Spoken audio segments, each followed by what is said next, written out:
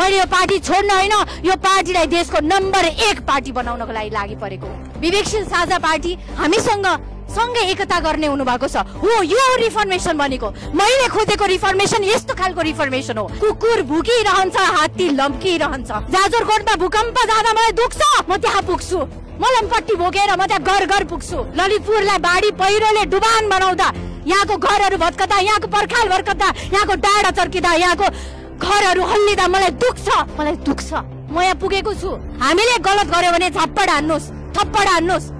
थप्पड हान्दा मतबाट हान्ने हो। र त्यो एकपटक मौका दिएर हेर्नुहोस्। गलत गरेछौ भने, ठगै भएछौ भने अर्को पटक फालिदिनुहोस्। नाम अनुसार निमिट्टान नगर्ने गरी सकाइदिनुहोस्। तपाईँ टिका लगाएर भन्नुहुन्छ छोरालाई नलडेस्, ठेस नलागेस्, कहीँ पनि नठोकिएस्। अनि तपाईँको घर अगाडिको सडकमा खाल्टो छ, त्यो खाल्टो पुर्न नसक्ने र त्यो खाल्टोमा पटक पटक राजनीति गर्नेलाई तपाईँ जिताइरहनुहुन्छ।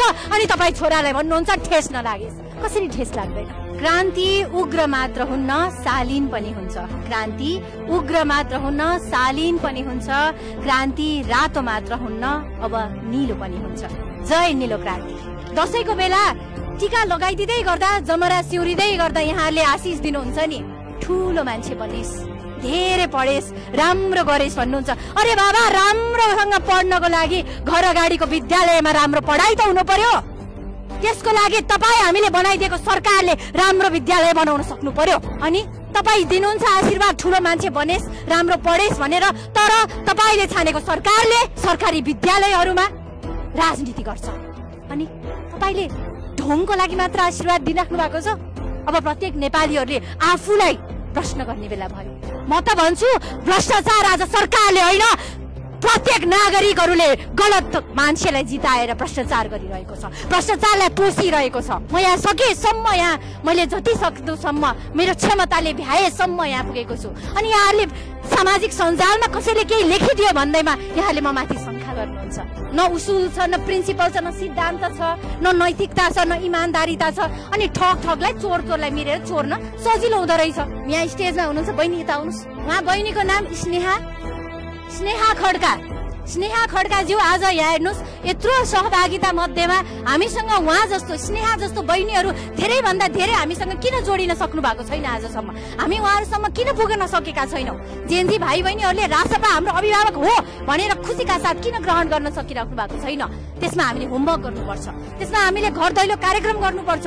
जेनजी भाइ बहिनीहरूको लागि रोजगारीको लागि हामीले के गर्ने, उहाँहरूको भविष्यको लागि के गर्ने, उहाँलाई नेतृत्वमा ल्याउनको लागि के गर्ने भनेर राजसपाले काम गर्न सक्नुपर्छ भनेको यो खालको रिफर्मेसन हामीले खोजेको। तिमीहरूले गलत ठाउँमा भोट हाल्यौ भने हामी तिमीहरूलाई नै बहिष्कार गर्छौँ भन्ने सम्मको आँट गरिरहेको छ। एक दुईजना जेनजी, मैले नाम लिन अहिले, उहाँले सामाजिक सञ्जालमा आफ्नो ट्विट गर्नु भएको थियो। आफ्नो बा आमालाई जुन दलमा आबद्ध हुनुहुन्छ, तपाईँहरू त्यो दल त्याग्नु भएन भने म घर त्याग्छु भनेर लेख्नु भएको थियो। म त भन्छु अब के हिमाल, के पहाड, के तराई, अब जाग्नु पर्छ नेपाली, घर घरबाट घन्टी बजाई। अब फागुन 21 पछिको निर्वाचनमा राष्ट्रिय स्वतन्त्र पार्टी ठुलो दल बनेर सरकार हाँक्ने गरी सरकारमा जानुपर्छ। निर्वाचनले प्रश्न सोधेको हो, कुन दल तपाईँलाई मनपर्छ, कुन उम्मेदवार तपाईँलाई मनपर्छ, कसलाई चाहिँ तपाईँ सरकारमा पठाउन चाहनुहुन्छ भनेर निर्वाचनले आम नेपालीलाई प्रश्न सोधेको हुन्छ।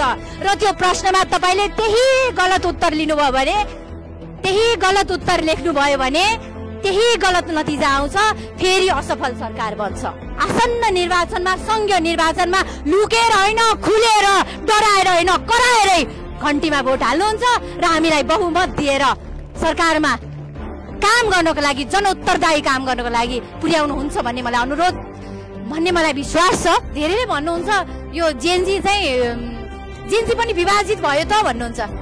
जेनजी विभाजित भयो भन्नेले जेन वाई विभाजित भएको किन देख्नु भएको छैन? क्रान्ति उग्र मात्र हुन्न, शालीन पनि हुन्छ। क्रान्ति उग्र मात्र हुन्न, शालीन पनि हुन्छ। क्रान्ति रातो मात्र हुन्न, अब नीलो पनि हुन्छ। जय नीलो क्रान्ति।